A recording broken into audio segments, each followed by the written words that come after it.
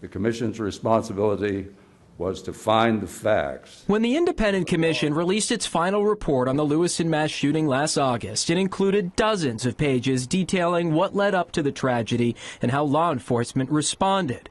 But what it didn't include was formal recommendations. That was a decision to be made by the governor and the attorney general, and we weren't charged with that responsibility. But a draft of that report obtained by the I-Team shows the commission originally planned to outline 15 recommendations, including better communication among law enforcement, more training on Maine's yellow flag law, and improving coordination between first responders and the deaf community during emergencies. These recommendations ultimately weren't in the final report. Should they have been?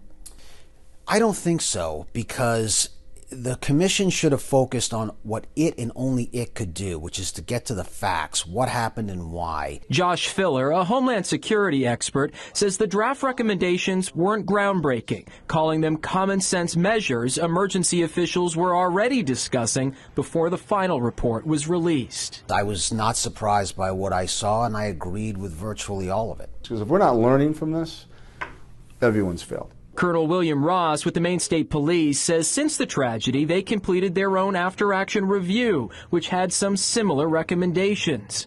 The result has been new equipment, new training, and a push to share lessons learned nationwide. It's about identifying where we need to get better, putting the right people in place to make that better, and then expanding that out to wherever we need to go. And Ross says that work is ongoing, saying this isn't about checking a box on a specific recommendation, but rather an ongoing effort to be better prepared for any future tragedy. This doesn't end. There isn't a due date here.